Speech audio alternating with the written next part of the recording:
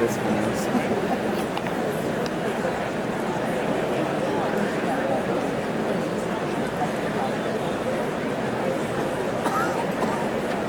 It's business right over there. Yes, College of Business is out there. College of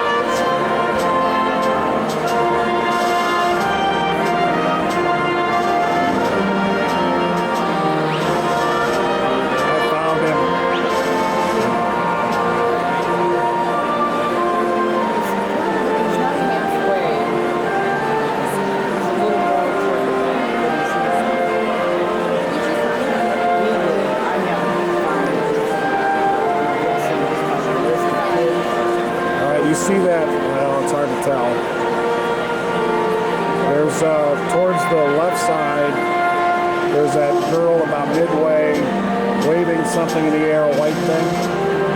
He's right next to her.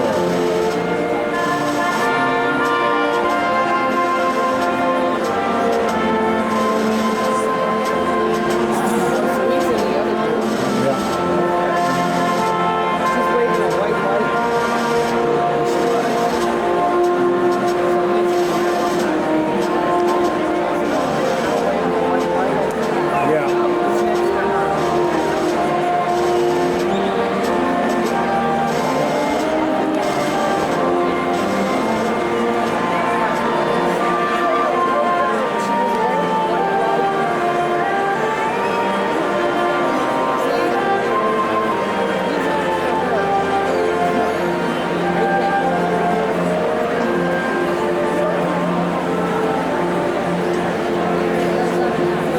That's what he said. So I don't.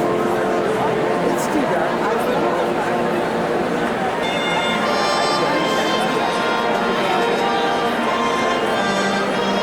You sure that's him? That's him. Colin. Colin.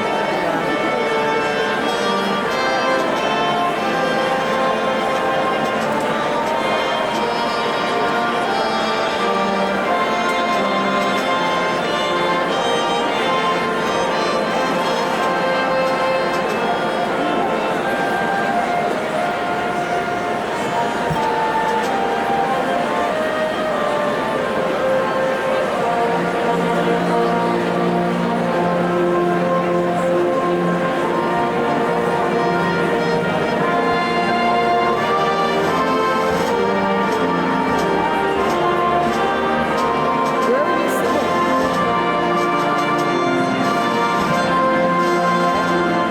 We're behind her. Yeah. Were you next to the girl waving the white light?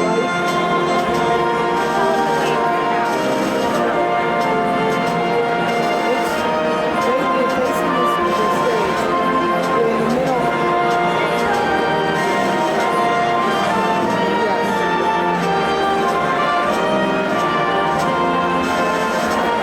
Right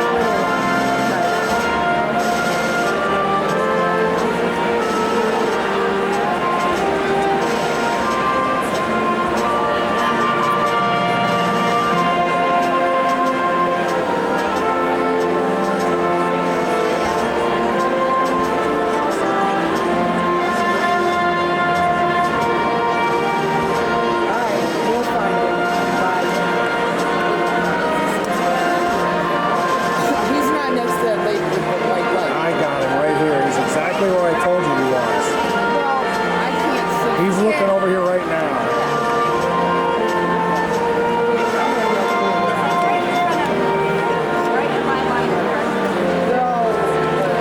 That you remain standing for the procession of the platform party, the presentation of the colors, and the singing of our national anthem.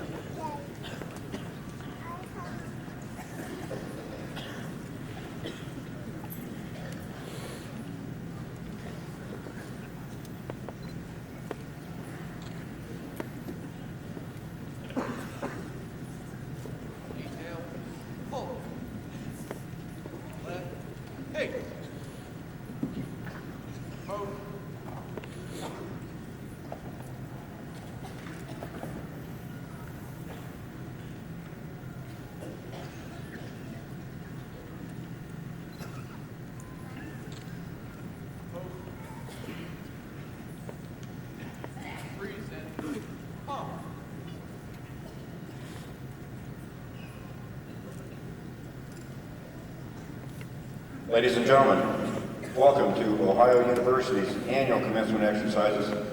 As a member of the Ohio University Board of Trustees, I am privileged to convene this, the 254th commencement, and to congratulate and welcome the graduates who are being honored today, members of the families, and their friends. Now I ask you to please join Michelle Crow, who is pursuing a bachelor's degree in music, for the singing of our national anthem. She will be accompanied by the Ohio University Wind Ensemble under the direction of Professor of Music and Director of Bands, Dr. John Plank.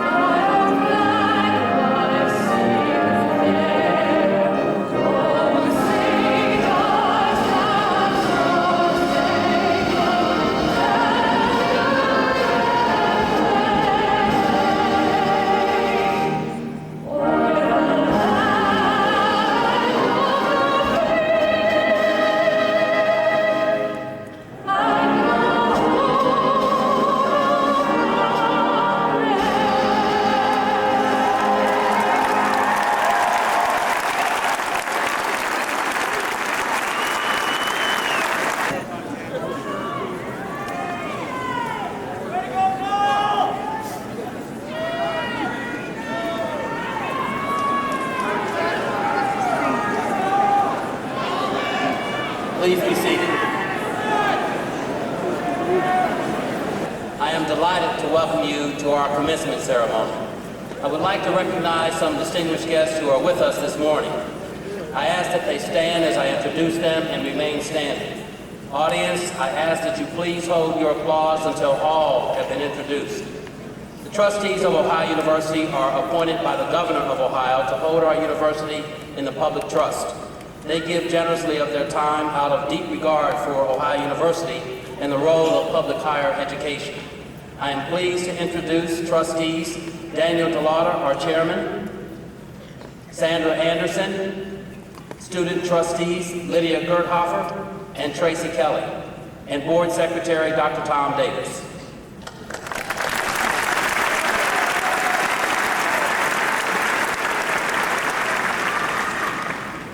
I am pleased to introduce Ohio University's other academic officials who are with us this morning. Again, please hold your applause until all are introduced. Executive Vice President and Provost Kathy Prindle, Dean Richard Beebe of the Chillicothe campus, Dean David DeScutner of University College, Executive Dean Dan Evans of the regional campuses, Interim Dean Richard Greenlee of the Eastern campus, Dean Dennis Irwin of the Fritz J. and Dolores H. Russ College of Engineering and Technology, Dean Charles McQueen of the College of Fine Arts, Dean Scott Seaman of University Libraries, Dean Greg Shepard of the Scripps College of Communication, Dean Hugh Sherman of the College of Business, and Interim Dean William Whelan of the Southern Campus.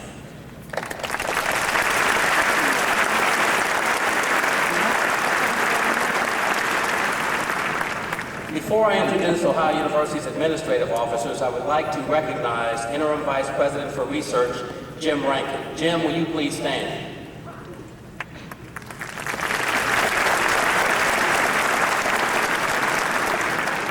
For the past year and a half, Dr. Rankin has served as the Interim Vice President for Research.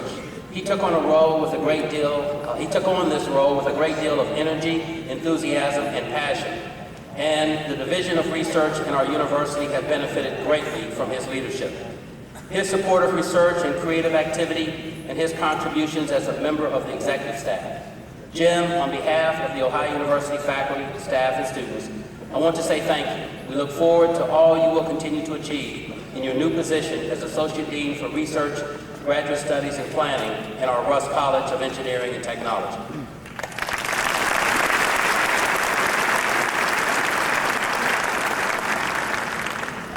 Please join me in welcoming our other administrative officers. Howard Lippman, Vice President for University Advancement, Kent Smith, Vice President for Student Affairs, Richard Carpinelli, Associate Vice President for Student Affairs, Ryan Lombardi, Dean of Students, and Deborah Benton, University Registrar.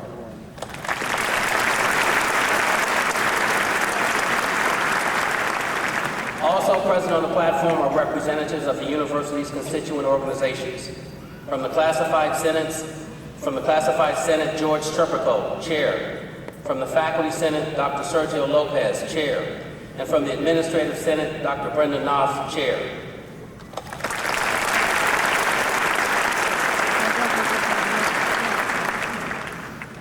And two people whom you will hear from in a moment, President of Senior Class Council, Lynn Walsh, and Dell Robinson, Chair of the Ohio University Alumni Association Board of Directors.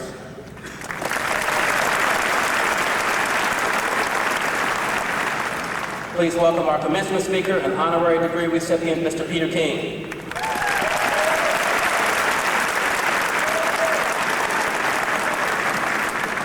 Also seated on the platform this morning is Distinguished Professor Emeritus of Economics, Dr. Lowell Galloway. Will you please stand?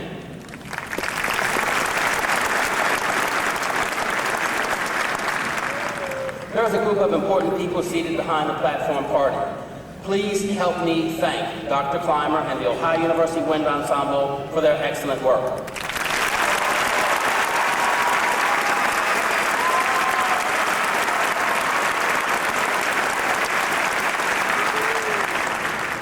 I also want to recognize some other special guests who are seated to my left in the lower balcony. My wife, Deborah, who celebrated her 39th birthday yesterday.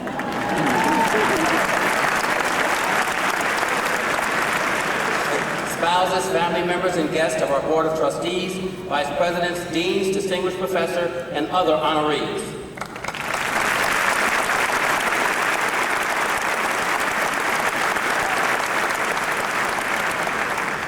It's now my pleasure to introduce Lynn Walsh, President of Senior Class Council, to greet our graduates and guests.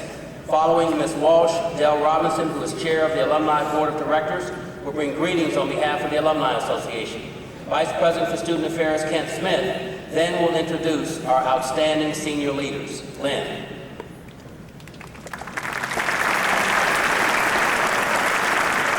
Thank you, President McDavis. Welcome, honored guests, faculty, staff, family, and friends, and of course, the class of 2008. Congratulations, we really did it. First, I want to thank all of you for giving me the opportunity to serve you this past year. It has been a great experience and a pleasure to represent people who are so intelligent, kind, hardworking, and most importantly, great friends. 4 years ago, my mom, dad, and grandma brought me to this place called Athens, Ohio, which I cannot point out on a map to save my life. I like to think that I was a little bit different then, more naive, less adventurous, and I had no idea what a junction punch was. What was I missing? Moving into Wilson Hall, which if I knew was one of the scariest places on earth, I'm not sure I would have let my parents leave. I had no idea what the 4 years ahead of me would entail. Who knew that after hundreds of walks on College Green, seeing the football team beat Penn, 4 homecoming parades, setting the Chipotle Free Burrito Day record, 2, 3, 4, and 5 Fest, eating from a buggy, absolutely hating Jeff Hill, and falling in love with ho-ho cake, that as I stand here before you, I only wish I could do it all again. But this time, I would make it last 5 years instead of 4. It's not because I regret the past 4 years or do things differently. It is because I fell in love with this place called Athens and the one and only Ohio University. But the good thing is that you and I are not just leaving any old college. Yes, Ohio University is the oldest college in the Northwest Territory, but its spirit and people are alive and proud. When we walk across the stage today, we will not become just some number, a memory, or forgotten. Instead, we will join more than 192,000 other people who share the OU experience. When putting together the class of 2008's class gift of a digital time capsule, there was one thing that was really interesting. When asking all of you one question, what advice do you have for fellow graduates? Answered varied, but all of you said, be sure to come back. It surprised me and was not what I was expecting, but I could not say it better myself. All of us here have had someone who has touched our lives, been an inspiration, or given us a shoulder to cry on here at Ohio University. Be sure to thank them, be sure to stay in touch, and be sure to come back. We are all moving on to new experiences, whether it is a job, an internship, volunteering, or your parents' couch. It happens to the best of us. But do not forget what you have learned and experienced here. Take all of it and show the world what the promise of Ohio University is all about. Let's show them what a Bobcat can do. Let's show them how caring, kind, intelligent, adventurous, outspoken, and fun we all are.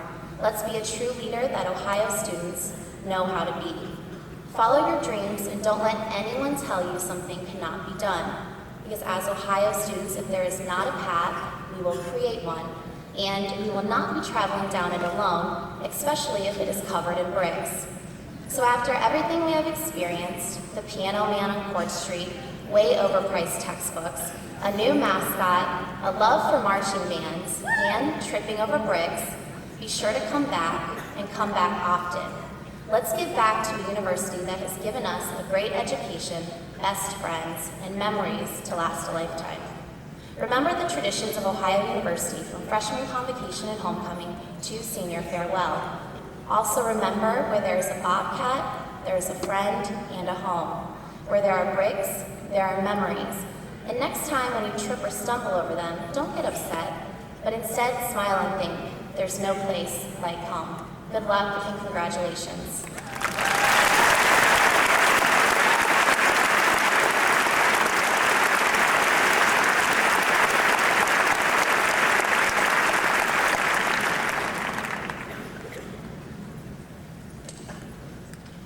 On behalf of the Ohio University Alumni Association Board of Directors, congratulations to the class of 2008.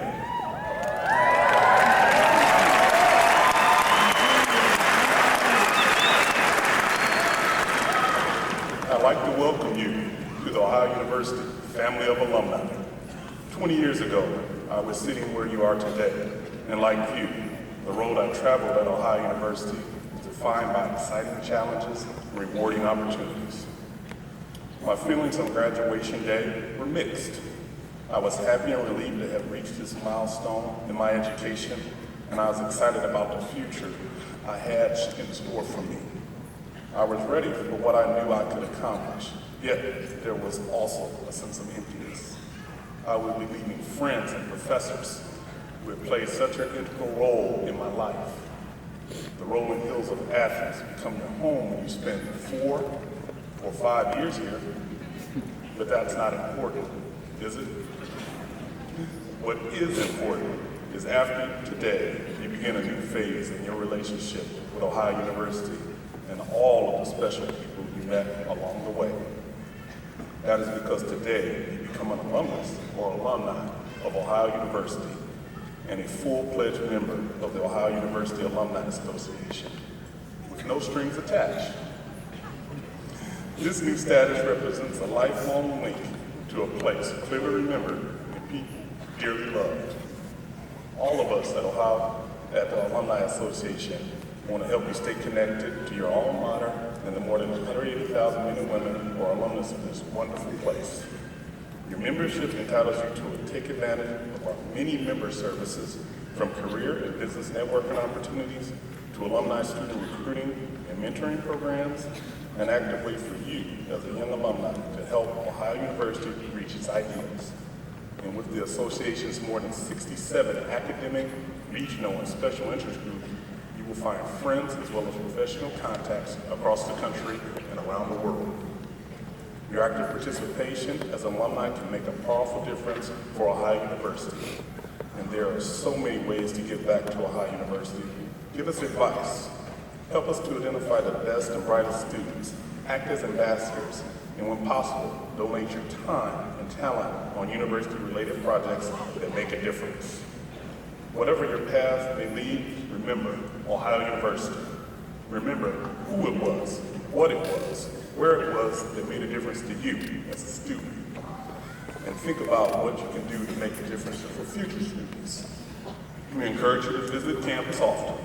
Again, congratulations on a job well done, and welcome to the ranks of the outstanding alumni of this distinguished institution and the place you have learned to call home. We look forward to welcoming you back often in the years ahead. Go Bobcats.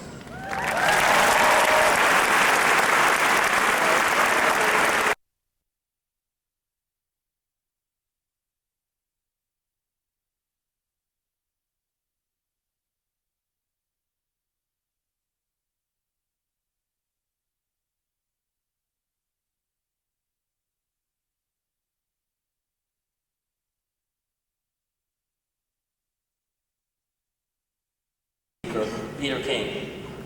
Pro football fans may recognize him from his stints on ABC's Monday Night Football, HBO's Inside the NFL, or NBC's Football Night in America. A senior writer for Sports Illustrated, he is a leader of a new breed of sports reporters and is one of the country's premier pro football writers. From 1980 to 1985, he covered college athletics and pro football for the Cincinnati Enquirer, and then moved to the NFL beat at Newsday. He won 2 Associated Press Sports Editors Awards and Newsday Sports Journalist of the Year in 1987. 3 times in his 6 seasons as managing editor of HBO's Inside the NFL, the show won the Sports Emmy for Outstanding Sports Studio Show. Not only is he a senior writer and regular commentator on television and radio, he also holds the title of author. He has written 5 books, the most recent of which are Inside the Helmet, A Player's Eye View of Pro Football, which discusses the inner lives and jobs of some of the NFL's biggest names, and Football, A History of the Professional Game, which profiles the teams, players, and events of the NFL's first 75 years. And to think, all of this greatness began right here at Ohio University, where Mr. King received his bachelor's degree in journalism and where he honed his reporting skills while working at the Post. Mr. King, please join me at the podium.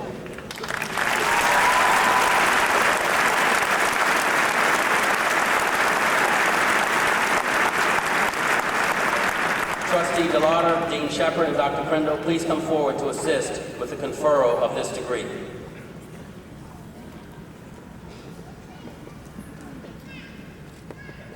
The citation for the honorary degree, Doctor of Communication, reads, as a commentator, author, and award-winning journalist, you are a nationally recognized creative influence in the sports media industry.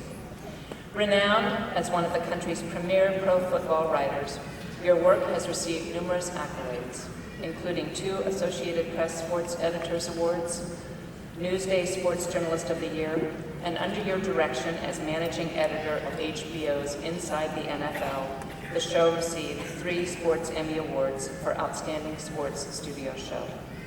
Beginning with your career at the Post, your work has been seen, heard, and read in many media outlets such as Newsday, Sports Illustrated, ABC's Monday Night Football, HBO's Inside the NFL, NBC's Football Night in America, and on Sirius NFL Radio. As the author of 5 books, you have provided a window into the world of pro football and offered an historical perspective on a beloved American pursuit. Peter King, on the recommendation of the faculty and by the authority vested in me by the Ohio University Board of Trustees, I hereby confer upon you the honorary degree, Doctor of Communication, with all the rights and privileges pertaining thereto. Congratulations.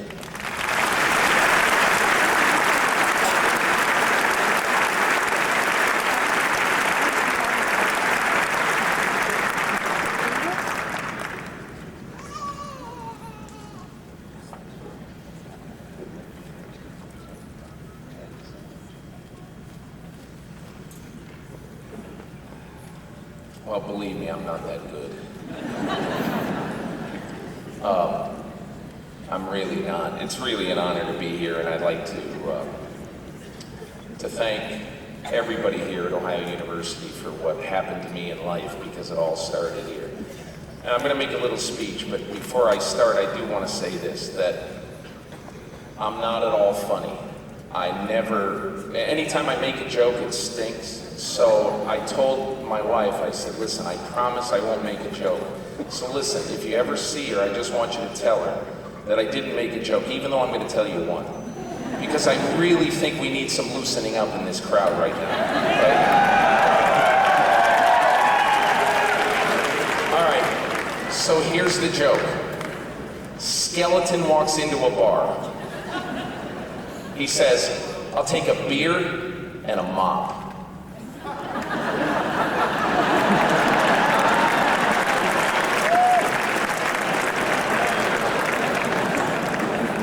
Just think, I could have told you a worse one. I'm saving the real good stuff for this afternoon. Dr. McDavis, members of the Board of Trustees, parents, families, friends of OU, and especially you, the class of 2008. I'm really humbled to be here and to come back to my roots. So I sat where you sat 29 years ago, right in that chair, getting bored out of my mind by a commencement speaker. But as I recall, that one was about 38 minutes long, and I timed mine a couple of days ago. It was 11 minutes, so let me tell you.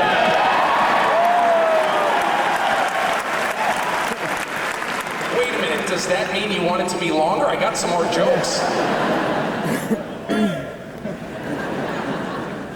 First, I'm going to do something that I wish was done at my commencement, and I know you might be a little tired because I'm sure you didn't really get to bed at 10 o'clock last night. So I'd like all the graduates to stand up, please. Everybody stand. And I'd like you to face your parents, your benefactors, or whoever made it possible for you to attend this university.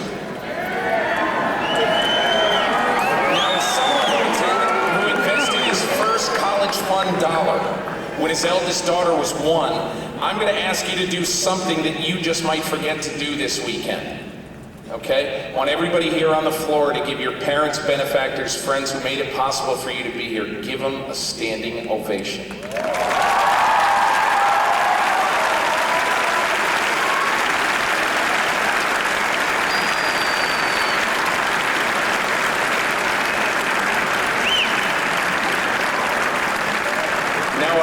I'll say what I say to my golden retriever. Sit. Stay.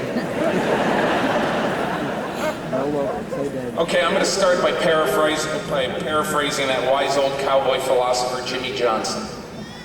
How about them Bobcats? For the past 19 years, I've written about the NFL for Sports Illustrated, the largest sports magazine in the world. For the last 11, I've written a column on SI.com called Monday Morning Quarterback, which 1.5 million people click on when they're playing hooky from work on Monday. And I talk to millions of people every Sunday night on NBC during the fall on Football Night in America. But preparing a commencement speech is a far more harrowing thing than talking to people I can't see. And I started to think when I was asked by Dr. McDavis to make this speech, what possible meaningful life lesson can a sports writer and a face for radio TV guy tell you guys as you embark on the rest of your life? So what I thought I would do is do what I do for a living. I was going to be a reporter. I was going to ask a bunch of famous people who I think are smart, give me your advice on what to tell the class of 2008 at Ohio University. I asked Dick Ebersol, the president of NBC Sports, and he said, always ask why. I asked Peyton Manning, and he said, don't forget where you came from. Make your family a part of your life every day, no matter where you are. I asked Bob Costas. He said, things are very seldom black and white. Don't demonize. Try to understand. And I asked the 35-year-old coach of the Steelers, Mike Tomlin. Some of you might know him.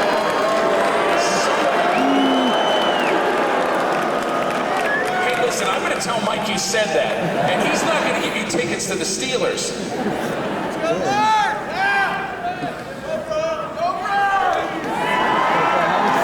do you mean, we got some Browns fans here?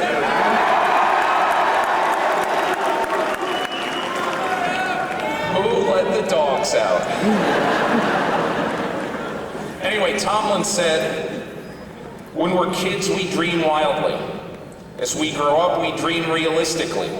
We shouldn't do that. I got where I am today by being a ridiculous dreamer. So I thought all that was valuable stuff. But those guys aren't here. You're stuck with me. And I think we have something in common. I came here, as most of you did, as a nothing freshman. My parents sent me $20 a month. I had to watch every dime. Now, this is a true story. When I really needed money, I sold my blood plasma for $7. Is that still done? Okay, good, yeah. Let me tell you, every time I walked out of there with $7, I said, I'm rich!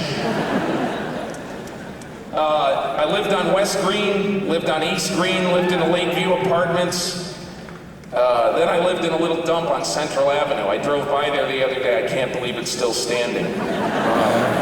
I had a work-study job in the library. I ate at Miller's Chicken. It used to be called Miller's Poultry. I drank at the Union. What do you mean, the Union is no longer? What's going on here?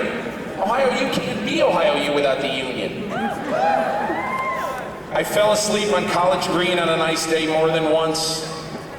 I ate bagels and Chinese food for the first time, not together, but I had a bagel. My first ever bagel was in Athens. My first Chinese food was in Athens. Athens, obviously is known as a bastion for both. And I graduated with a 3.3 grade point. I survived more than flourished, believe me. Saw Bruce Springsteen at Mem Aud. And I met a great girl here, and 28 years ago today, married that great girl in Galbraith Chapel.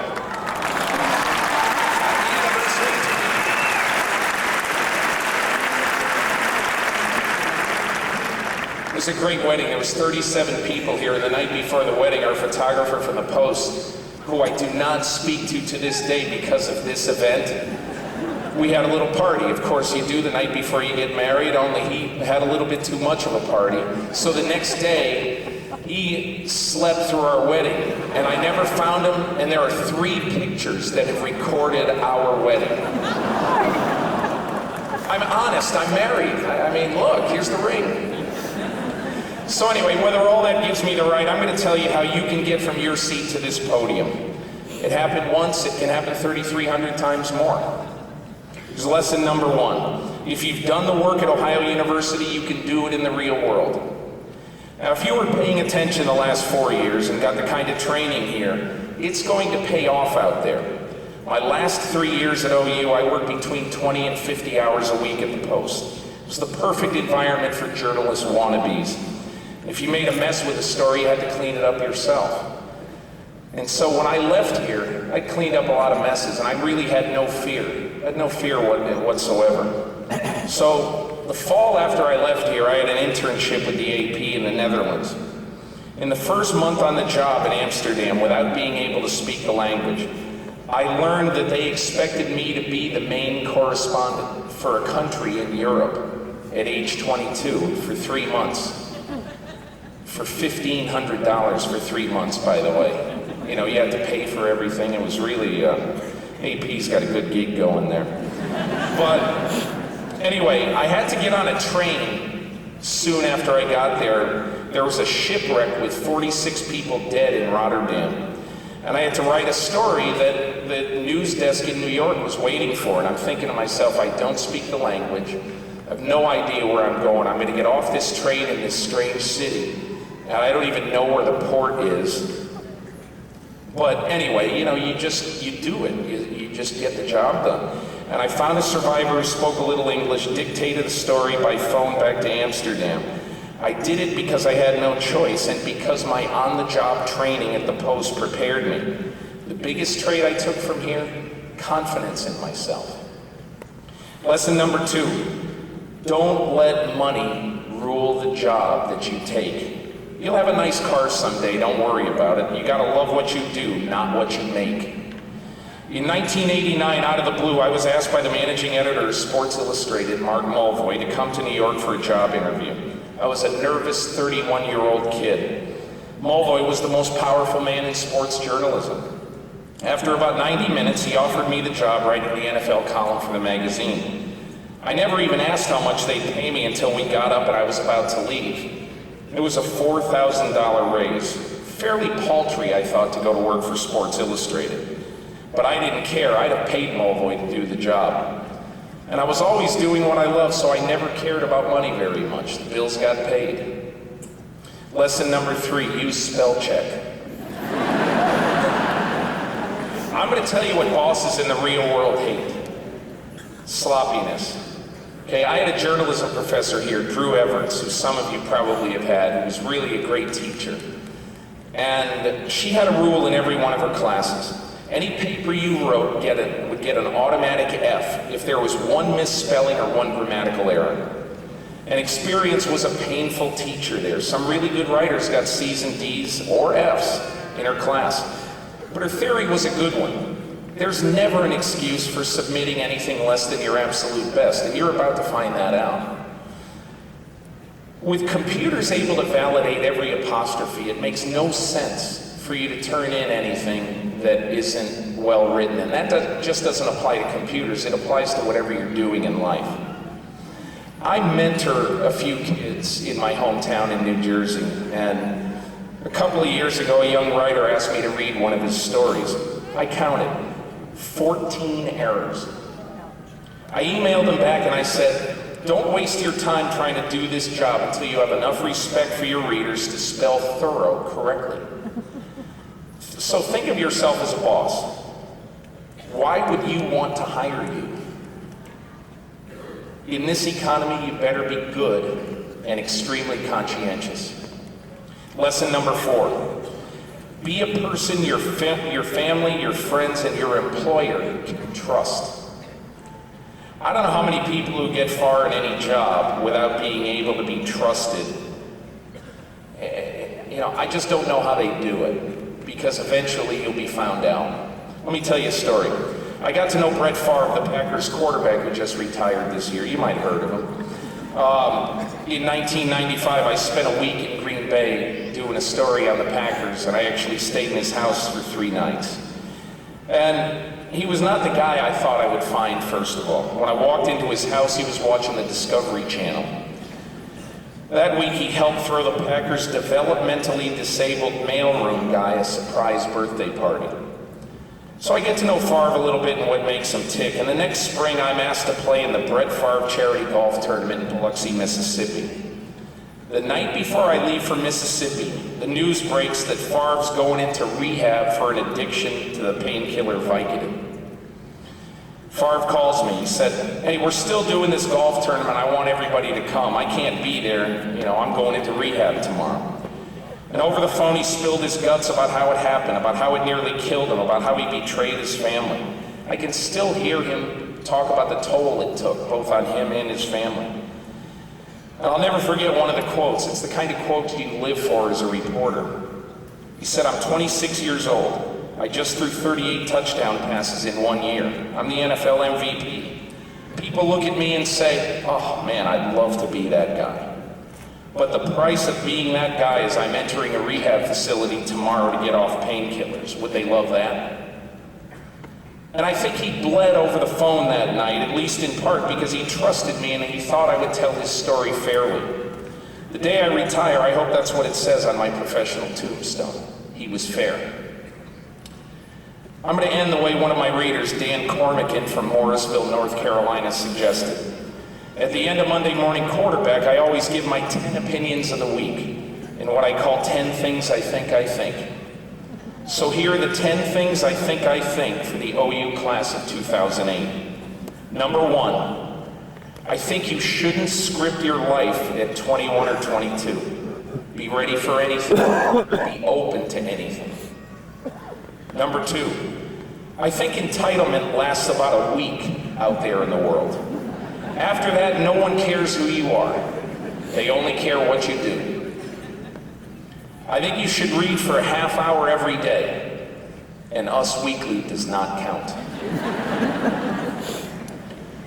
Cosmo doesn't count. I think you should be prepared for failures.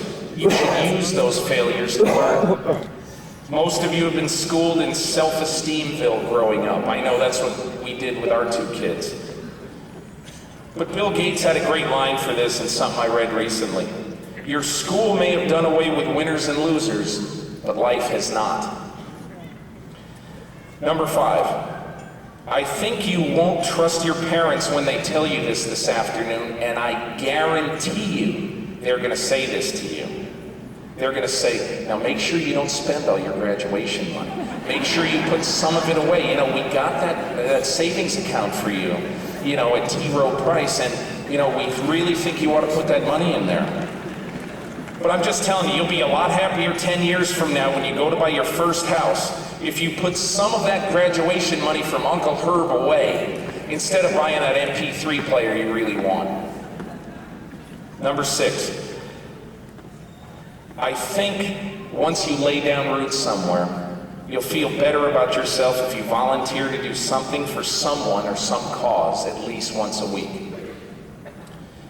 Number 7, I think if you don't vote in this presidential election, I am personally going to find out where you live and come and yell at you.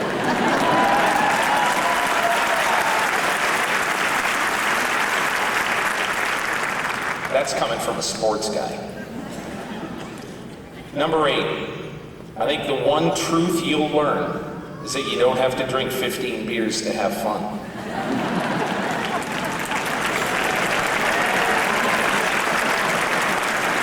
Somehow I thought the podium would applaud that. Number 9, I think the Browns are going to make the playoffs this year.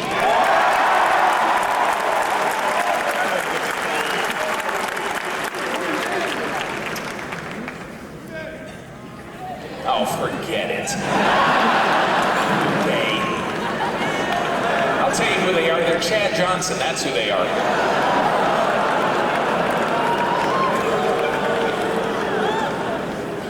Number 10, I think you should remember it's a big world out there. Did you know that the United States has 4% of the world's population? For every one of you, there's 4.5 Chinese.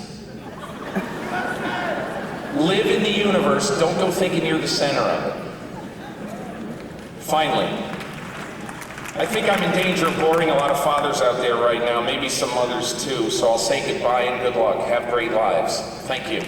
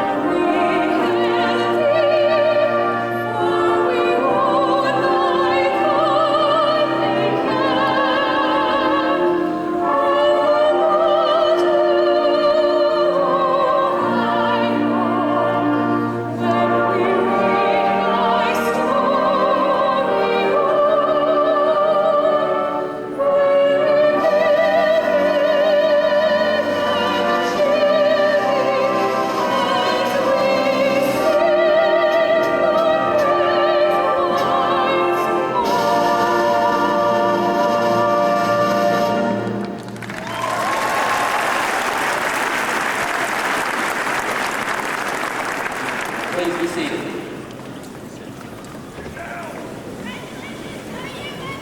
I am proud to have the honor of conferring degrees upon the Ohio University class of 2008. Dr. Grindle will present the faculty and then the candidates for graduation. Following the conferral of degrees, the 254th commencement will stand adjourned. It is now my honor to recognize the faculty of the colleges whose students are graduating during these ceremonies. As I name each college, I ask that its faculty members please stand. I ask the audience to join me in expressing our appreciation to them. The College of Business.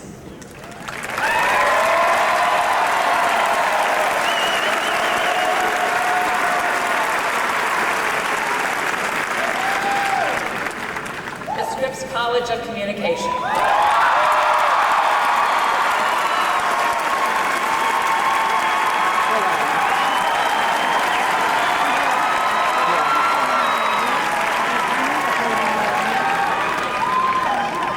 The College of Fine Arts.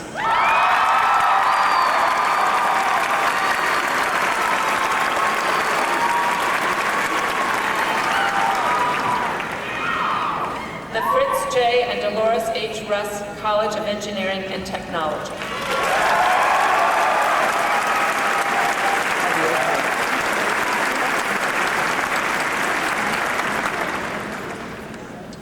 University College and regional campuses.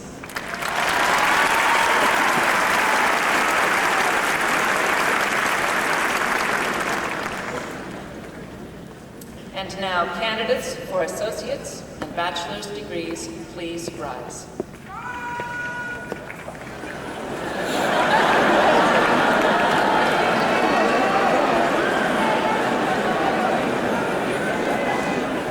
That's who you are.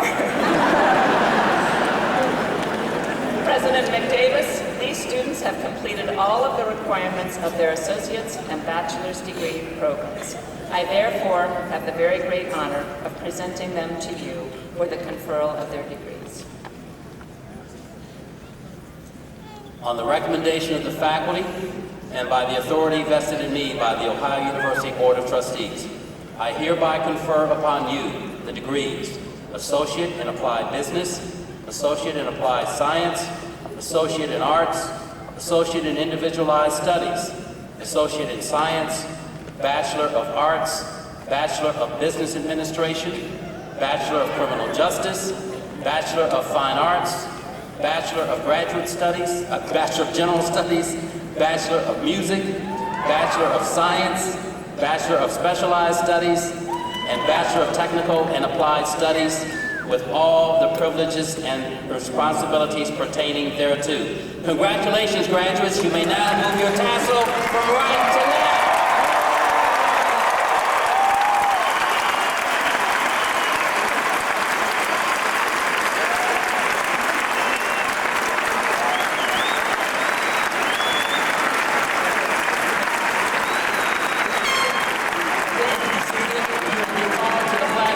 By your dean.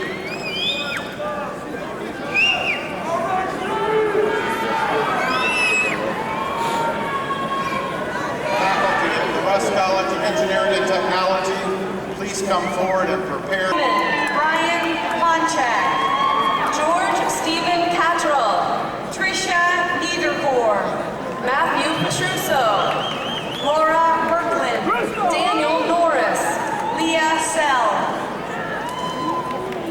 David Esselgrove, Lauren Romansky, Kevin Dean, Courtney Owen, Daniel Pierce Johnson, Claire McVicker, Daniel Friedman, Alicia Ray Rosenberg, Edward Humpert, Jacqueline Waite, Luke Brevort, Christine Sager, Amy Harris, Allison Morrison, Brenton Garland, Ashley Stegner, Michael Ingbert, Megan Tulojeski, Anthony Battaglia, Tushira Tierney House, Richard Chilcote, Jessica Morgan, Christopher Pennington, Casey Williams, Michael Wojcik, Emily Weinert,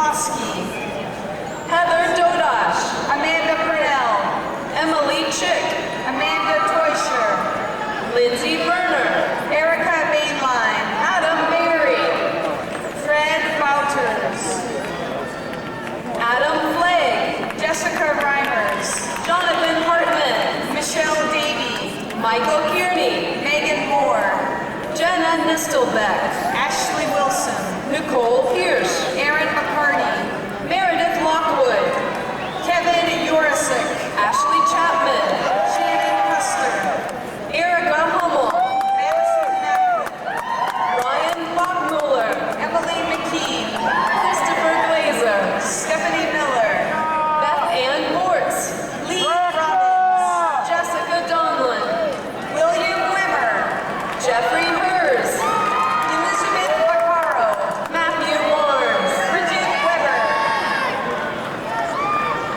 Thomas Interligi, Jennifer Monroe, Stephanie Seifert, Emily Mitchell, Caitlin Price, Ward Mitchell, Matthew Hench, Sarah Meadows, Ryan Bland, I'm just recording, so Jennifer Rogers, I'm not talking. Jeffrey Michael Frank, Tristan Walker,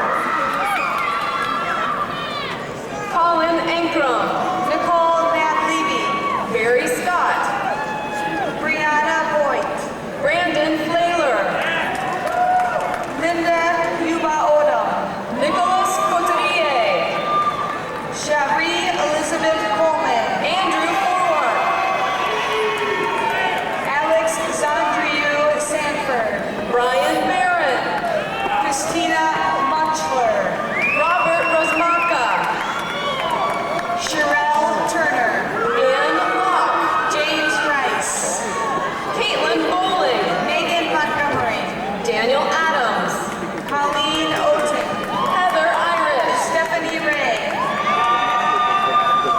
Jessica Weineke, Emily Nagel, Andrew Kane, Alicia Stoner, Danielle DiPasquale, Mercedes Wilson, Bree Morlock, Rachel Walter, Elizabeth Mall, Jessica Thomas, Amber Hyman, Emily Morris, Amanda Betts, Carla Saavedra Santiago, Cantelli Franco, Ann Hartman, Bethany Firkin, Sky Agnew, Jason Fazone, Laura Yates, Catherine Carrera, Sarah Norman, Amber James, Jessica Armstrong, Kaylee Fogel, Michelle Munoz,